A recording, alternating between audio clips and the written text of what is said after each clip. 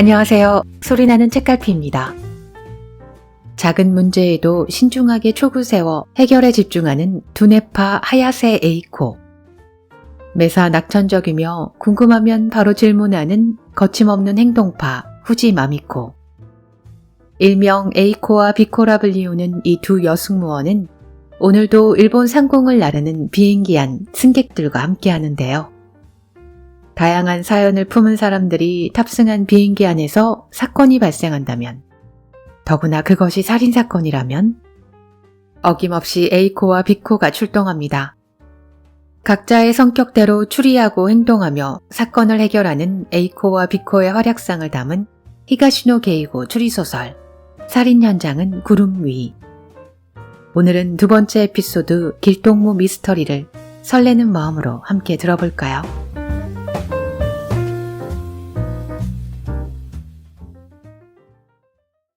살인 현장은 구름 위. 두 번째 사건 길동무 미스터리 제1장 19시 50분 후쿠오카 출발 21시 20분 도쿄 도착 비행편. 그 남자가 비행기에 올라탔을 때 신일본 항공 승무원 에이코, 즉 하야세 에이코는 어머나 하는 표정으로 남자의 얼굴에 시선을 고정했다. 안면이 있는 남자였기 때문이다. 흰머리가 약간 섞인 머리를 반듯하게 옆으로 가린 그 남자도 하는 모양으로 입술을 움직이고 나서 뒤쪽으로 걸음을 옮겼다. 남자도 에이코를 알아본 것이다. 승객 전원이 탑승을 완료한 후 에이코는 동료인 비코에게 도미야의 주인이 탔어 라고 기획말을 했다. 뭐? 그 유명한 과자가게 도미야 주인 말이야? 어디 앉았는데? 비코가 주위를 두리번거렸다. 왼쪽 뒤에서 두 번째 자리, 회색 양복 입은. 에이코가 가리키는 쪽을 본 비코가 어머, 그러네? 하고 중얼거렸다. 그런데 어쩐지 기운이 없어 보인다. 가게 매상이 영 시원치 않아서 그런가? 설마 그렇겠어. 피곤한 모양이지. 그러고서 에이코는 웃었지만 아닌 게 아니라 남자의 표정에서 생기가 느껴지지 않았다. 도미야는 후쿠오카 시내에 있는 전통 과자 가게다. 단순히 과자만 파는 가게가 아니라 안쪽에 있는 다실에서 말차까지 맛볼 수 있는 곳이다. 다도에 관심이 있는 에이코는 후쿠오카에 머무는 날이면 종종 비코와 함께 그 가게를 찾곤 한다. 말차를 싫어하는 비코는 전통 과자만 덥석덥석 베어 물었지만 아무튼 그런 사연으로 그녀들은 가게 주인과 안면이 있었다. 무사히 후쿠오카 공항을 이륙한 비행기가 어느덧 수평 비행에 들어갔다.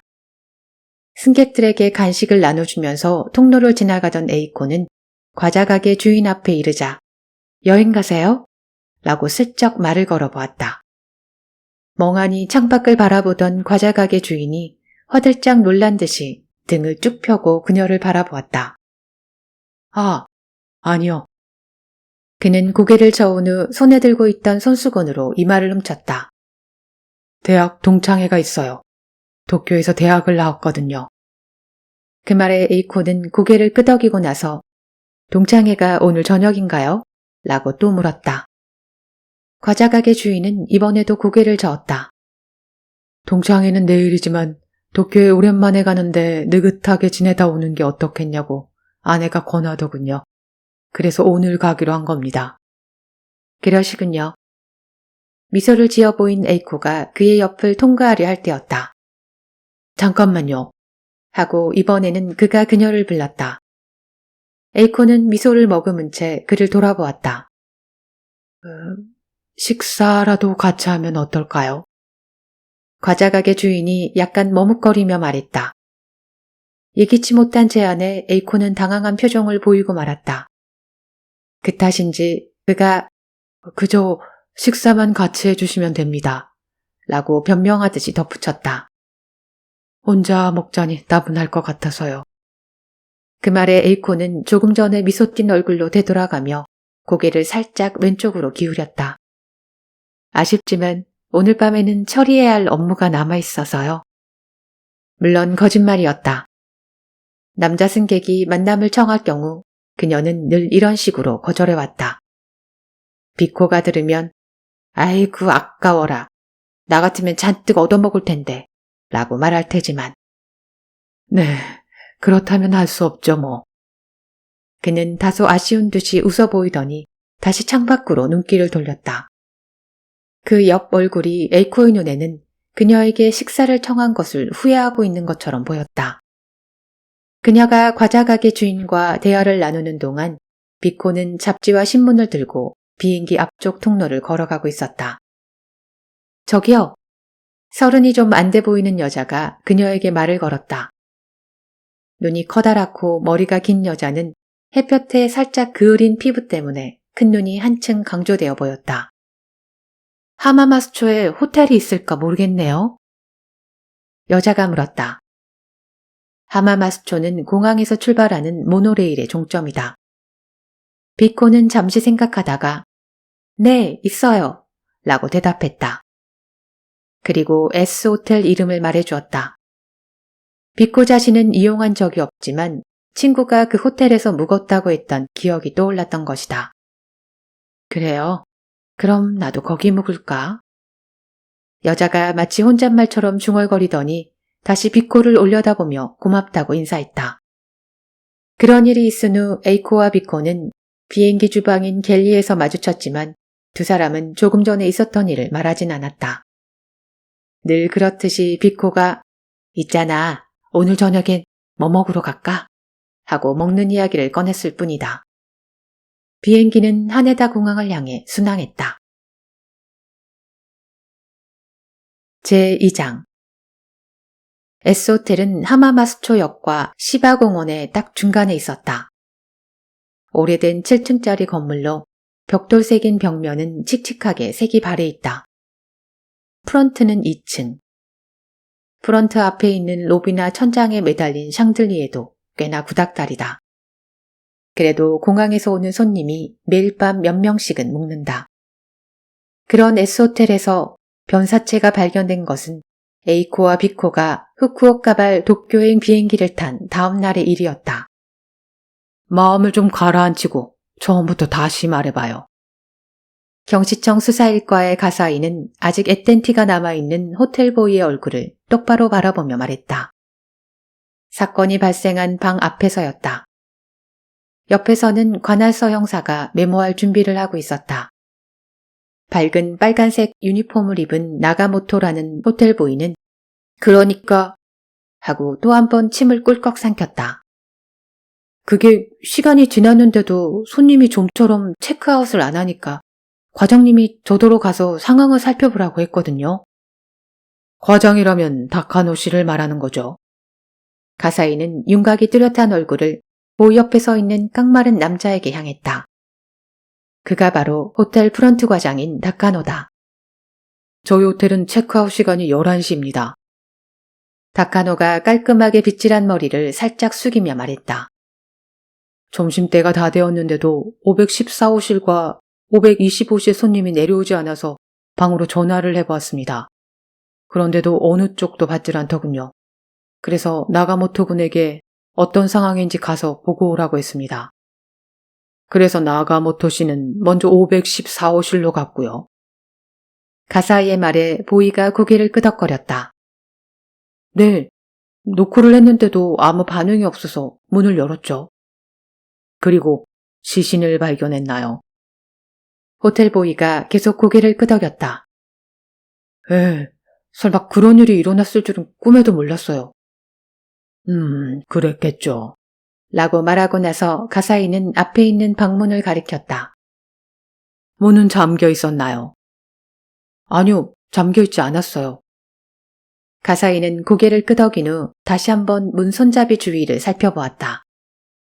요즘 호텔 치고는 드물게 오토도어락이 아니다. 그럼 문을 연 이후의 상황도 설명해 주시죠. 나가모토는 또 침을 꿀꺽 삼키고 나서 다시 천천히 이야기를 시작했다. 그에 따르면 문을 여는 순간 실내 분위기가 이상하다고 느꼈다. 점심때가 다 되었는데 커튼이 모두 닫혀 있었던 것이다. 짐은 전혀 정리되어 있지 않았고 출입문 바로 왼쪽에 있는 욕실은 불이 켜진 채 문이 열려 있었다. 나가모토는 손님이 외출했다가 아직 돌아오지 않았나 보다 생각했다. 그리고 혹시나 싶어 욕실을 들여다봤는데 거기에 사체가 나동그라져 있었다. 누구씩이나. 기겁을 한 나가모토는 가까스로 전화기가 있는 곳으로 가서 프런트에 사건을 알렸다. 죽은 두 사람 말인데요. 가사이가 다시 프런트 과장에게 시선을 옮겼다. 남자는 514호실에 있던 도미타 게이조 씨, 여자는 525호실에 있던 호리 사키코 씨. 틀림없나요? 네, 틀림없습니다. 과장 다카노는 얼굴이 하얗게 질린 채 대답했다. 아마도 시신을 떠올렸을 것이다. 시신들은 피범벅이었다. 호리 사키코는 가슴에 과일칼이 꽂힌 채 욕실 입구에 쓰러져 있었다. 상처에서 흘러나온 피로 그녀의 얇은 스웨터가 검붉게 물들어 있었다. 도미타 게이조는 욕실에 기대듯이 숨져 있었다. 욕실에 물이 가득 차 있었는데 그 물 역시 붉게 물들어 있었다. 왼쪽 손목이 동맥이 절단된 채 물속에 잠겨져 있었기 때문이다. 두 사람 모두 어젯밤에 체크인했다면서요. 가사이가 호텔 프런트 과장 다카노에게 물었다. 그렇습니다. 비슷한 시간에 체크인한 것으로 기억합니다. 같이 온 건 아니고요. 아니요, 같이 오진 않았습니다. 그리고 도미타 씨는 사전에 예약을 했지만 여자분인 호리 씨는 예약하지 않고 그냥 왔습니다. 그렇다면 두 사람이 같이 있는 모습은 보지 못했습니까? 그 질문에 프런트 과장은 고개를 갸웃하면서 글쎄요 라고 대꾸했다. 객실 사이드 테이블 위에 커피잔이 2개 놓여 있던데 그건 이 호텔 물건입니까? 1층에 브릭이라는 카페가 있습니다. 거기서 룸서비스를 부탁한 게 아닐까 싶습니다. 그렇군요. 다카노와 나가모토에 대한 참고인 조사가 일단락되자 형사 가사이는 방으로 돌아왔다. 남자 쪽 손목 말인데요. 도수 높은 안경을 낀 감식반 요원이 가사이 형사에게 다가와 말했다. 상처로 보건대 여자를 찔렀던 칼로 그은 것 같더군요. 다른 흉기는 발견되지 않았고요. 그렇다면 남자의 손목을 긋고 나서 여자를 찔렀다는 얘긴데 그런 것 같습니다. 칼을 조사해보면 좀 더 확실한 것을 알게 될 겁니다. 정황으로 보면 남자 쪽은 스스로 목숨을 끊은 것 같은데 말이야. 해부 결과를 봐야겠죠. 여자에 대해서는 아직 뭐라 말하기 힘듭니다. 육안으로 보기에는 타살 가능성이 짙지만 스스로 찌를 위치는 아닙니다. 양쪽 모두 자살이라면 동반 자살로 봐야겠군. 그렇지만 남자 쪽은 손목을 그었는데 여자는 가슴을 찔렀다는 게 어쩐지. 그건 알 수 없습니다. 요즘에는 여자들이 오히려 배짱이 두둑하거든요. 그 말에 가사이가 쓴웃음을 지으며 지문은? 하고 물었다. 의미차치했습니다.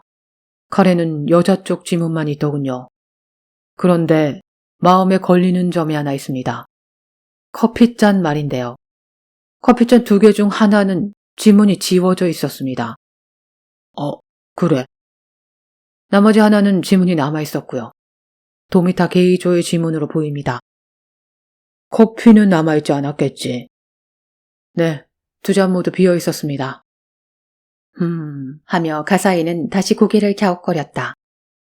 그는 1층 카페 브릭으로 가서 514호실에 커피를 배달했다는 웨이터를 만났다. 하얀 반소매 셔츠를 입은 호리호리한 젊은이였다. 네, 어젯밤 10시쯤이었어요. 남자 손님이 전화로 주문을 해서 514호실에 커피 2잔을 가져갔습니다. 그때 방 안쪽 모습은 보이지 않았나요? 보이지 않았어요. 노크를 하니까 문이 20cm 정도 열리더니 손님이 문틈으로 얼굴을 내미고 커피를 쟁반채 받아갔거든요. 안에 사람이 있는 기척은요. 그러자 웨이터는 팔짱을 끼고 미간을 잔뜩 찡그렸다. 소리는 들리지 않았지만 남자의 거동으로 보아 안에 사람을 숨기고 있었던 것 같아요. 가사이는 웨이터에게 고맙다고 말한 후 카페를 나와 다시 현장으로 돌아갔다. 죽은 두 사람의 신원은 금방 밝혀졌다. 도미타 게이조는 후쿠오카 시내에 있는 전통 과자 가게 도미야의 주인으로 나이는 45세, 아내와 고등학교 2학년인 딸이 있었다. 학생 시절의 친구들을 만나려고 도쿄에 온 듯했다. 그의 가방에서 그 사실을 뒷받침하는 동창의 통지문이 발견되었다. 호리 사키코는 후쿠오카에 사는 회사원으로 나이는 30. 회사는 모 속옷 메이커로 직장에 문의해보니 어제와 오늘 이틀간 휴가를 냈다고 한다. 도쿄에 온 이유는 불명. 후쿠오카의 아파트에 혼자 살았고 현재 가족에게 연락을 취하는 중이었다. 지정이 얽힌 사건으로 보는 게 타당하지 않을까요? 관할서의 젊은 수사원이 가사에게 말했다. 현장 상황으로 미루어 남자가 여자를 찌르고 나서 자신의 손목을 그어 스스로 목숨을 끊은 게 아닐까 싶은데요. 그랬다면 칼이 바닥에 떨어져 있어야 했겠지. 가사이가 수염을 깔끔하게 민 턱을 비비며 말했다. 나이프가 여자 몸에 그대로 꽂혀 있었다는 건 남자 손목을 먼저 그었다는 뜻이야. 하긴 그렇군요. 그럼 그 반대일지도 모르겠네요. 여자가 남자를 죽인 후에 자살을 한 거죠. 그러고 보니 여자는 호텔을 예약하지 않았다고 하던데 여자 쪽이 후쿠오카에서 남자를 쫓아왔는지도 모르겠습니다. 물론 그렇게 주장할 수도 있겠지만 가사이는 고개를 갸웃했다. 동반자살이라. 그렇다면 여자 쪽도 손목을 그었어야 하지 않을까. 제3장. 그날 밤 소파에 앉아 텔레비전을 보던 에이코와 비코는 S호텔 사건이 뉴스에 나오자 자리에서 벌떡 일어났다. 아니, 도미야 주인이... 소리친 쪽은 에이코였다. 그녀로서는 어제 그를 만난 참이라 더 놀라웠을 것이다. 하지만 그 직후 비코가 에이코보다 한 톤 높은 목소리로 믿을 수 없어! 라고 외쳤다. 텔레비전 화면에 죽은 여자의 얼굴이 비치고 있었다. 나 저 여자도 알아. 어제 후쿠오카에서 오는 비행기에 탔거든. 나한테 말을 걸어서 기억해. 어우, 세상에, 끔찍하다. 그럼 둘이서 같은 비행기를 탔다는 얘긴데. 에이코는 앵커의 멘트에 귀를 기울였다. 그에 따르면 경찰에서는 두 사람의 관계를 확인하는데 힘을 쏟고 있다고 한다. 치정에 얽힌 사건으로 보는 견해가 우세한 듯했다. 하지만 두 사람이 약속하고 도쿄에 온 건 아니야. 텔레비전을 끈 후 에이코가 말했다. 실은 어제 도미야 주인이 식사를 같이 하자고 했거든. 만약 여자와 함께 왔다면 그럴 리가 없잖아. 그러니까 도미야 주인은 실제로 동창회에 참석하러 왔고 여자 쪽에서 그를 쫓아온 거 아니겠어? 하지만 같은 비행기에 애인이 탄 사실을 모를 수가 있을까? 대합실에서 얼굴이 마주쳤을 가능성도 있잖아. 알았지만 일부러 무시했을 수도 있지. 그런가?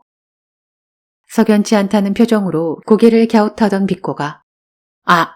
하고 소리를 질렀다. 왜 그래? 이제야 생각났는데 비행기에서 그 여자가 나더러 하마마스초에 호텔이 있느냐고 물었어. 만약 도미야 주인을 뒤쫓아왔다면 나한테 그런 걸 물었겠어? 그래서 너는 뭐라고 대답했어? 물론 있다고 했지. S호텔 이름을 알려주면서. 거기까지 말하고 그녀가 하품이라도 하듯이 입을 쩍 벌렸다.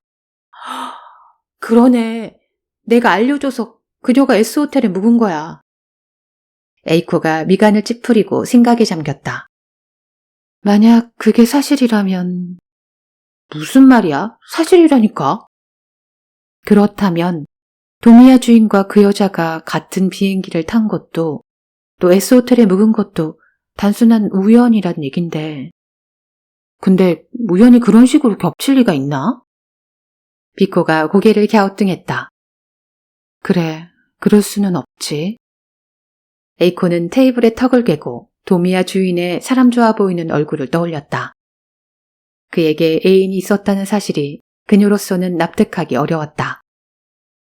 사건 발생 다음 날, 에이코가 비행을 마치고 객실 승무원실로 돌아와 보니 형사들이 그녀를 기다리고 있었다. 비행 대기 중이던 비코와 객실 과장 엔도도 함께였다. 엔도의 얼굴이 어두워 보이는 이유는 골치 아픈 일이 생길 때마다 비코가 연루되는 탓일 것이다.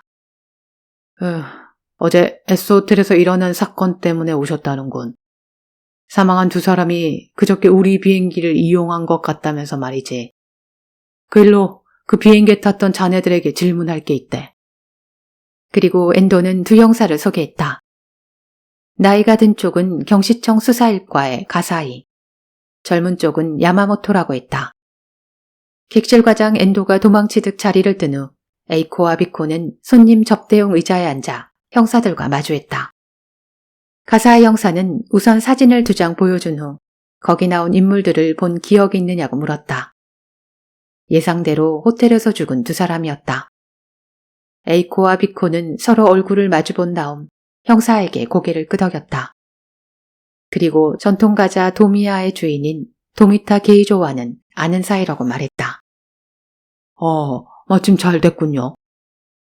가사의 입가가 살짝 벌어졌다. 실은 이 두 사람의 비행기 안에서 어땠는지 묻고 싶어 왔습니다. 예를 들어 둘이 친밀하게 굴었다든가 말입니다. 어땠습니까? 에이코는 다시 한번 비코를 바라보고 나서 어제 뉴스에서 두 사람이 애인 사이였던 것처럼 말하던데 정말 의외라고 생각했어요. 라고 대답했다. 순간 형사 가사의 눈이 빛난 것처럼 보였다. 그러니까 그 말은 전혀 애인 사이로 보이지 않았다는 뜻인가요? 네, 애인처럼 행동하기는커녕 자리도 서로 떨어진 데다 말 한마디 나누는 모습을 보지 못했어요. 그럼 완전히 남남처럼 보였단 말이죠. 네, 그랬어요. 게다가 에이코는 비행기에서 도미타가 저녁을 같이 먹자고 제안했던 일을 형사에게 말했다. 적어도 도미타 쪽은 여자와 함께 여행한다는 의식이 없었다는 말을 하고 싶었던 것이다. 그리고 말이죠. 형사들이 에이코의 말에 귀 기울이는 모습을 보고 자신도 질 수 없다고 생각했는지 비코가 끼어들었다. 물론 그녀의 증언은 호리 사카코가 호텔에 대해 물었다는 내용이었다. 그러니까 그녀가 S호텔에 묵은 건 전적으로 우연이라고 생각해요. 비코가 콧구멍을 벌렁거리며 말했다. 형사는 그 얘기에도 상당히 흥미가 있는 눈치였다. 그렇군요. 두 분 얘기를 유추해봐도 그 두 사람이 애인 사이였다고는 생각하기 어렵겠군요. 형사님도 그 점에 의문을 품으셨나요? 에이코가 물었다. 아까부터 형사의 질문에서 그런 느낌이 묻어났기 때문이다. 그녀의 예상대로 형사는 고개를 끄덕이면서 부자연스러운 점이 많아서요. 라고 대답했다. 특히 호리사키코라는 여자 주변을 조사해보고 그렇게 느꼈습니다. 특정 남성과 교제한 흔적이 없더군요. 도쿄에 온 이유도 은사의 장례식에 참석하려는 목적인 듯 했습니다. 그녀의 소지품에서 영주도 나왔고요. 그렇다면 호리 사키코가 도미타를 쫓아왔을 가능성도 없다고 봐야 한다. 도미타 씨 부인은 뭐라고 하던가요? 에이코의 질문에 가사이는 사뭇 의외라는 표정을 보였다. 에이코의 말투가 사건에 관심을 가진 듯이 느껴졌기 때문일 것이다. 그녀는 살짝 미소를 지으며 아니 그게 사실 저희가 도미야에 자주 가기 때문에 그 부인과도 안면이 있거든요. 그리고 그 부부를 떠올리면 주인 아저씨에게 애인이 있었으리라고는 생각하기 힘들어서요. 라고 설명했다. 가사이는 하고 수긍하는 듯한 입모양을 했다. 아닌 게 아니라 도미타 게이조 씨 주변 사람들에게 들으니 부부 사이가 좋아서 도미타 씨가 바람을 피웠을 것 같진 않다고 하더군요. 다만 부인 얘기로는 남편이 바람을 피운다는 걸 어렴풋이 눈치채고 있었답니다. 부인이 알고 있었다고요? 비코가 깜짝 놀라며 에이코의 얼굴을 쳐다보았다. 몇 번이나 도미아에 갔지만 부부 사이에서 찬바람이 분다고 느낀 적은 단 한 번도 없었기 때문이다. 형사가 고개를 끄덕였다. 어제 부인에게 직접 들었습니다. 남편에게 애인이 있는 것 같았다고요. 그런데 도미타 씨가 조만간 애인과 헤어지겠다고 약속을 했다더군요. 상대 쪽에서 받아들일지는 알 수 없다고 단서를 달기는 했지만 말이죠. 그럼 헤어지자고 했다가 잘못해서 동반자살을 했다는 얘긴가요? 무심코 말이 튀어나왔다는 듯이 비코가 물었다. 뭐 그렇게 볼 수도 있겠죠. 하지만 좀 전에도 말씀드렸듯이 도미타 씨와 호리 사키코 씨가 애인 사이였다고 단정하기에는 의문점이 너무 많습니다. 제4장. 다음 날은 에이코와 비코가 모두 쉬는 날이었다. 오랜만에 쇼핑이라도 하러 가기로 했는데 아침이 되자 에이코가 다른 제안을 했다. S호텔에? 토스트를 입안 가득 우물거리며 비코가 물었다. 상황을 좀 보고 올까 싶어서 말이야. 그 사건 때문에? 웬일이래? 네가 호기심을 다 보이고. 원래 그런 일은 내 전매 특허잖아. 무슨 바람이 분 거야? 바람은 무슨. 어쩐지 마음에 걸려서 그래. 그날 도미타 씨가 내게 저녁을 먹자고 했잖아. 만약 내가 승낙했다면 상황이 달라졌을지도 모르니까. 아니, 분명히 달라졌을 거라고 에이코는 속으로 생각했다. 아마 도미타 씨가 죽는 일도 없었을 것이다. 그렇게 말하니까 나도 괴롭네. 비코가 토스트를 꿀꺽 삼킨 뒤 살짝 한숨을 쉬었다. 호리 사키쿠 씨에게 S호텔을 가르쳐준 사람이 바로 나잖아. 유족이 알면 얼마나 원망스럽겠어. 그러니까 가서 좀 보자는 얘기야. 어쩌다가 승객들이 한 방에서 죽게 됐는지 우리가 단서를 잡을 수 있을지도 모르잖아. 그래, 그러자. 비코가 천천히 고개를 끄덕였다. 그러면서 그녀는 또 다른 토스트로 손을 뻗었다.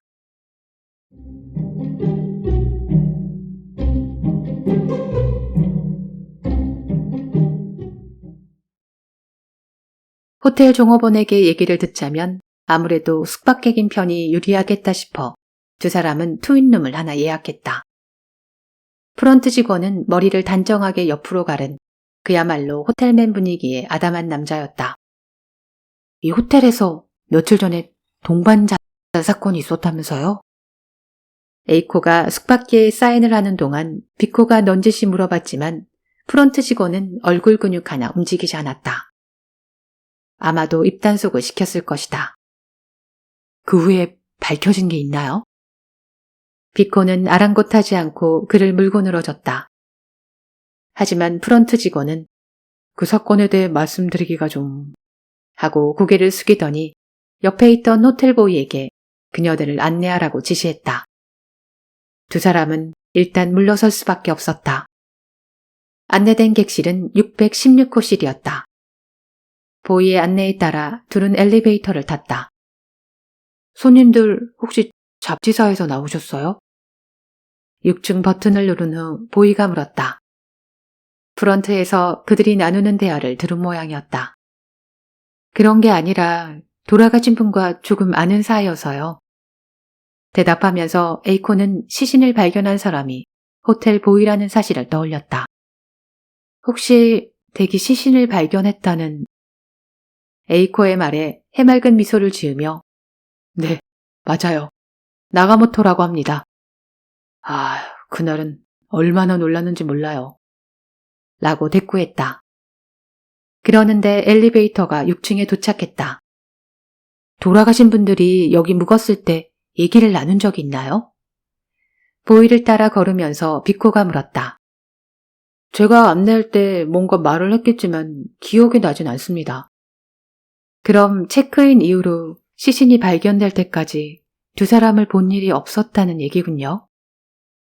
에이코가 묻자 보이는 고개를 끄덕이고 그렇죠. 라고 대답했다. 다만 여자 손님의 모습은 얼핏 본 기억이 있어요. 아마 5층 엘리베이터 홀이었던 것 같은데 쓰레기통에서 뭔가를 줍는 것 같았어요. 쓰레기통에서요? 네. 제게 그렇게 보였다는 뜻입니다. 그때 제가 계단을 뛰어내려가는 참이어서 잘못 봤는지도 모릅니다. 나가모토의 말투가 신중했다. 그러나 에이코는 그가 착각하지 않았을 거란 느낌이 들었다. 그리고 만약 호리 사키코가 쓰레기통에서 뭔가를 주었다면 문제는 그게 무엇이냐는 것이었다. 나가모토가 안내해준 방은 구식이긴 해도 짜임새 있게 꾸며진 트윈룸으로 창문으로 도쿄타워가 곧장 내다보였다. 에이코는 욕실을 들여다보았다. 양변기가 놓여 있었고 그 안쪽에 욕조가 있었다. 죽은 도미타는 왼쪽 손목을 욕조에 담근 채 호리 사키코는 가슴에 칼이 꽂힌 상태로 쓰러져 있었다는데 그 정확한 위치는 잘 모르겠지만 남녀가 동반자살할 장소로 선택하기에는 어울리지 않는 느낌이었다. 나 같으면 이런 데서 죽진 않겠다. 비코가 말했다. 까딱하다가 변기 얼굴이라도 쳐박으면 꼴싸납잖아. 아무튼 너는. 그건 그렇고 우리 514호실에도 가볼래? 비코가 제안했다. 그래, 현장 검증부터 해야지. 에이코도 동의해 둘은 방을 나섰다. 하지만 말이 현장 검증이지 객실 안으로 들어갈 수조차 없었다. 결국 사건이 발생한 방 앞을 서성거리는 게 전부였다. 그런데 그때 갑자기 방문이 열렸다. 약 소리를 지르며 비코가 에이코를 부둥켜 안았다. 승무원분들이시군요. 그녀들과는 대조적으로 차분히 모습을 드러낸 사람은 경시청 형사 가사이였다. 승무원들이 탐정일도 겸합니까? 커피를 한 모금 마시고 가사이 형사가 물었다. 그의 권유로 세 사람은 1층에 있는 카페 브릭으로 자리를 옮겼다. 에이코와 비코는 고개를 숙인 채 빨대로 주스만 빨아올렸다. 그렇게 긴장하실 거 없습니다. 그보다 실은 그날 밤 도미타 씨가 이 카페에 커피 2잔을 방으로 가져다 달라고 주문했습니다. 그리고 현장에는 빈 커피잔 2개가 테이블에 놓여 있었고요. 그런데 웬일인지 잔 하나에는 도미타 씨의 지문이 묻어 있었는데 나머지 하나는 지문이 깔끔히 닦여 있었단 말입니다. 지문이요? 에이코가 고개를 들며 반문했다. 네, 이상한 일 아닙니까? 이 카페 종업원의 지문조차 남아있지 않았으니 누군가 닦아냈다고 볼 수 있거든요. 지문을 닦아냈다는 얘기를 들었을 때 에이코의 머리에 맨 처음 떠오른 생각은 역시 타살이 아닐까 하는 것이었다. 범인이 지문을 없애고 도주하는 일은 추리소설에서는 흔하디 흔한 장치이다. 그러나 현재까지는 호리 사키코 씨와 도미타 씨가 동반자했다고 보는 견해가 유력합니다. 가사이가 에이코의 속마음을 읽기라도 한 것처럼 말했다. 도미타 씨 체내에서 수면제 성분이 검출돼 있는데 그게 아무래도 커피에 들어있었던 것 같거든요.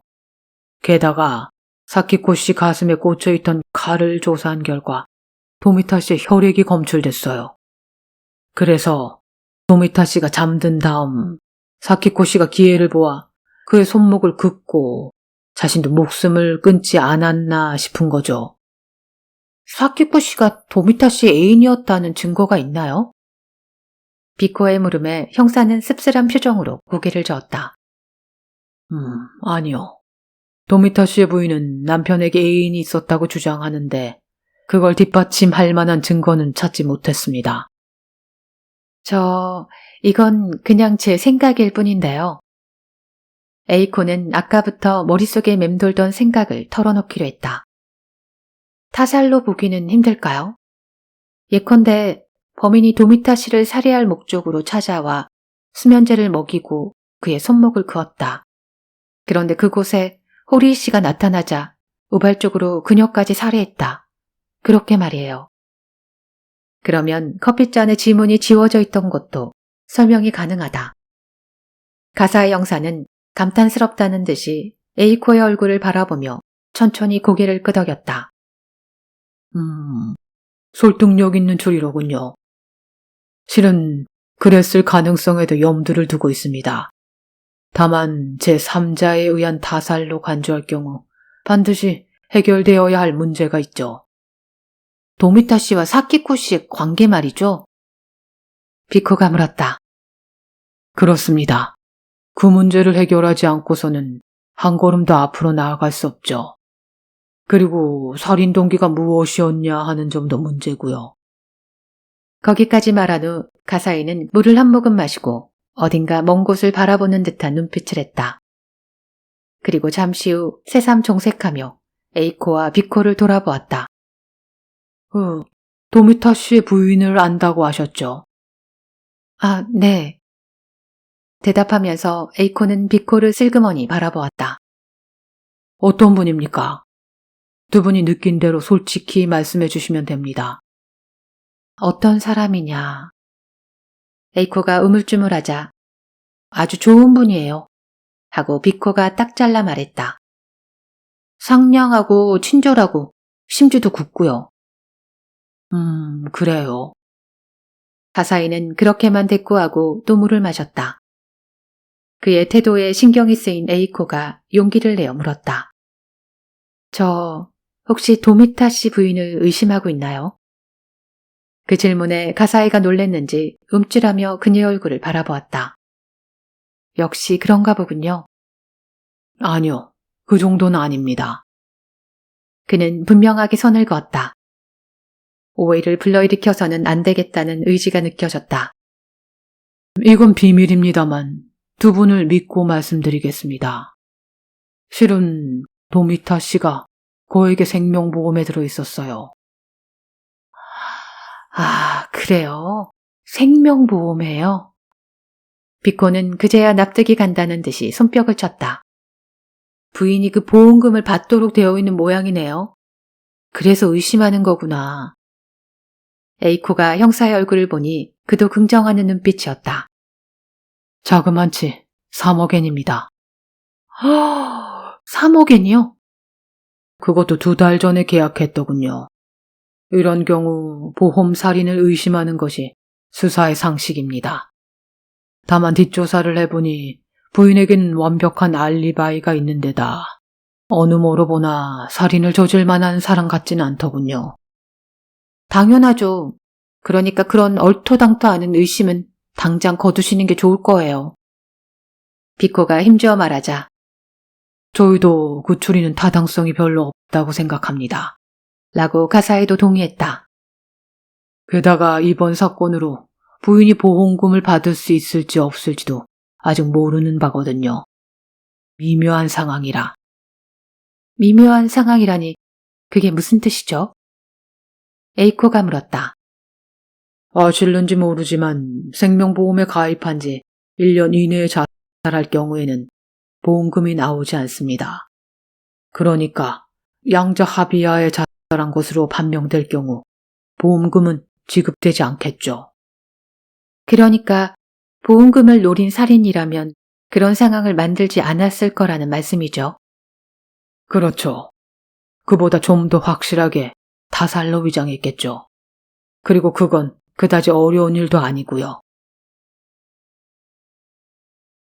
제5장 에이코가 또다시 가사의 형사를 만난 것은 사건 발생일로부터 열흘이 지나서였다. 둘은 하네다 공항에서 우연히 마주쳤다. 전 후쿠오카에 가려는 참입니다. 가사 형사가 말했다. 아, 그러시군요. 몇 시 비행기세요? 저도 오늘 후쿠오카행 비행기를 타는데. 그러나 가사이가 탈 비행기는 에이코가 타는 비행기 바로 전 출발편이었다. 전 그 전통 과자점 도미야에 가서 도미타시 부인에게 직접 이야기를 들어볼 생각입니다. 에이코에게는 그의 말투가 퍽 의미심장하게 들렸다. 뭔가 진전이 있었나요? 아니요, 진전이랄 것까지는 없습니다. 다만 아무래도 보험금이 신경 쓰여서요. 그 후로 도미야에 관해 조사해본 결과 상당에게 빚이 있다는 사실을 알아냈거든요. 도미야에 빚이 있어요? 에이코는 의외라고 생각했다. 언제 가도 그 가게는 위험이 있고 위기 따위는 전혀 느껴지지 않았기 때문이다. 그처럼 전통이 있는 가게는 과감하게 합리화를 꾀하기가 어렵다고 하더군요. 게다가 전통을 유지하는데도 돈이 상당히 든답니다. 그리고 가사 형사는 손목시계를 들여다보며 자리에서 일어섰다. 탑승 시간이 다 되었던 것이다. 그런데 도미타 씨와 호리 사키코 씨의 관계는 밝혀졌나요? 헤어지며 에이코가 묻자 형사는 돌아서며 어깨를 으쓱했다. 그 두 사람은 아무런 관련이 없습니다. 생판 남남이란 얘기죠. 가사이가 탄 비행기 다음 편으로 에이코와 비코도 후쿠오카에 도착했다. 그날 밤은 후쿠오카에서 묵을 예정이었다. 다시 말해 느긋하게 시내 구경을 할 수 있다는 이야기다. 하지만 둘은 전통 과자 가게 도미야로 직행하기로 했다. 형사 가사이가 무슨 얘기를 했는지 듣고 싶기도 했고 에이코 자신도 이름이 사나이라고 하는 도미타의 부인에게 확인하고 싶은 일이 있었기 때문이다. 그러니까 확인하고 싶은 일이 뭔데? 좀 가르쳐주면 어때서 그래?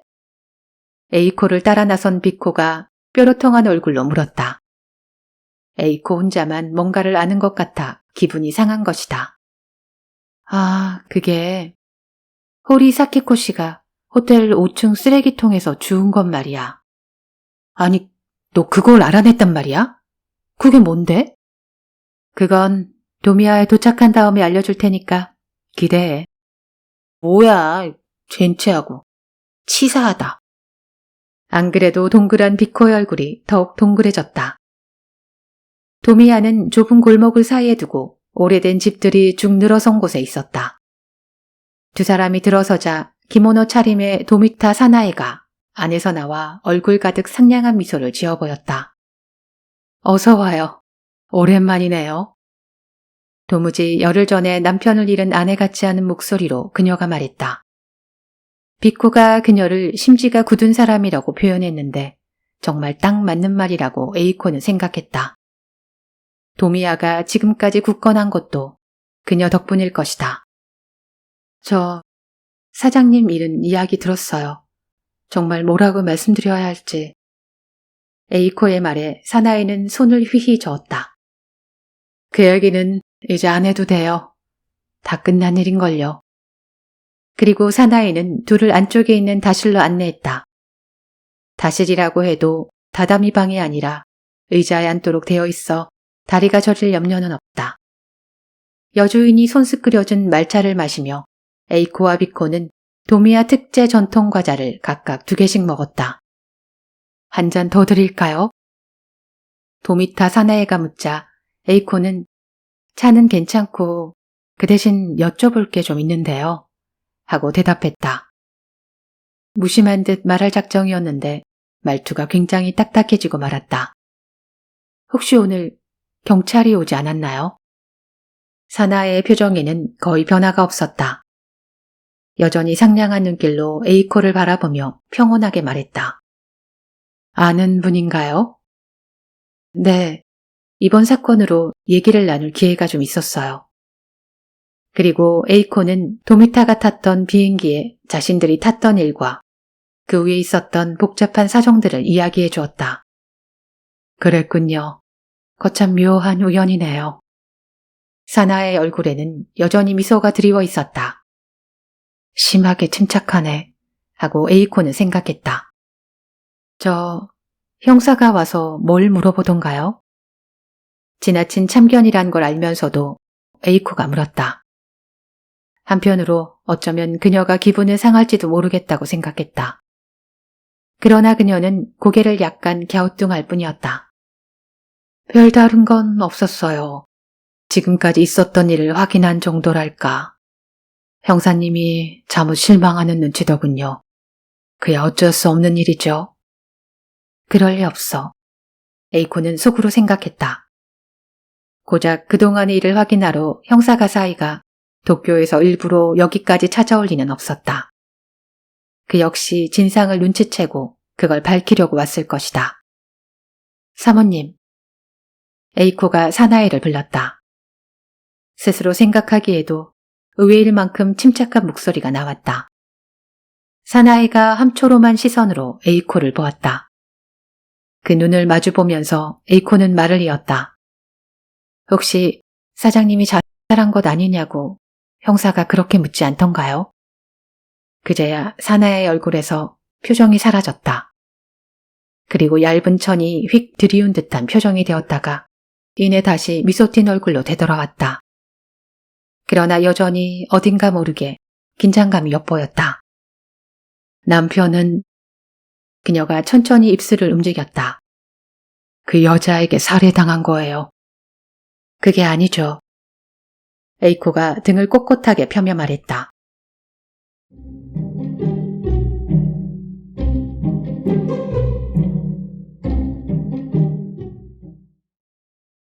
그게 아니죠. 그 반대예요. 사장님이 그 여자를 살해했어요. 옆에서 비코가 헉 숨을 삼키는 소리가 들렸다. 사장님이 가게비 때문에 고민하던 끝에 그걸 자신의 생명보험금으로 갚기로 했던 거 아닌가요? 이제 와서 하는 말이지만 그날 저녁 비행기에서 뵌 사장님은 뭔가 모르게 절박한 느낌이었어요. 그래서 마지막으로 누군가와 함께 식사를 하고 싶었던 것이다. 라고 에이코는 지금 생각한다. 그럼 자살하러 도쿄에 가셨단 말이야? 비코가 옆에서 조심스럽게 물었다. 도미타의 여주인 사나이는 말없이 자신의 손바닥만 내려다보고 있었다. 그래, 한데 자살이라는 사실이 알려지면 생명보험금을 받지 못하니까 타살로 보이도록 일을 꾸미셨던 거지. 카페에 커피를 2잔 주문한 이유나 잔 하나에만 지문이 남아있던 이유도 모두 살인자가 도미타 씨와 그 방에 함께 있었다는 걸 암시하려는 거였어. 그럼 수면제도? 그랬겠지. 사장님이 스스로 커피에 넣어서 마신 거야. 그리고 왼쪽 손목을 칼로 그은 다음 스스로 욕조에 담갔어. 그러니 경찰이 타살을 의심했던 것도 무리가 아니었구나. 고개를 약간 숙인 채 말하던 비코가 갑자기 얼굴을 번쩍 들었다. 그런데 호리 사키코 씨는 왜 그 일에 말려들었지? 문제는 그거야. 에이코가 대답했다. 사실 도미타 사장님은 장치를 하나 더 마련해 두었어. 호텔방 열쇠 말이야. 열쇠를 방 바깥에 버린 다음 안에서 문을 잠근 거지. 그렇게 하면 범인이 방문을 잠그고 도주하다가 열쇠를 버린 것처럼 보이잖아. 그 열쇠를 버린 곳이 바로 이 쓰레기통이야. 아, 호리 씨가 뭔가를 주었다는 그 쓰레기통. 자초지종을 알게 되어선지 비코의 말투에서 열기가 느껴졌다. 그렇게 해서 만반의 준비를 마친 도미타 사장님은 자살을 시도했어. 그런데 바로 그때 예기치 못한 일이 일어났지. 낯선 여자가 방으로 들어온 거야. 호리 사키코 씨였구나. 그녀가 우연히 쓰레기통에서 열쇠를 발견한 거야. 그래서 거기 적혀있는 번호에 따라 주인에게 돌려주려고 그 방을 찾아갔겠지. 노크를 했지만 아무 반응이 없자 방 안에 열쇠를 두고 나가려고 문을 열었어. 안에 있던 도미타 씨는 깜짝 놀랐겠지. 설마 누가 열쇠로 문을 따고 들어올 줄은 꿈에도 생각하지 못했을 테니까. 그 열쇠는 자신이 죽은 후에나 발견되어야 하는데 말이야. 그래, 만약 빨리 발견돼서 목숨을 건지게 되면 경찰 조사를 받고 그러면 결국 보험금을 노린 사기극이었다는 사실을 자백하게 될 테고. 도미타 씨가 그 순간에 거기까지 생각했는지는 모르겠지만 아무튼 그대로 발각될 수는 없다고 생각했겠지. 그래서 최후의 수단으로 호리 씨를 살해한 거야.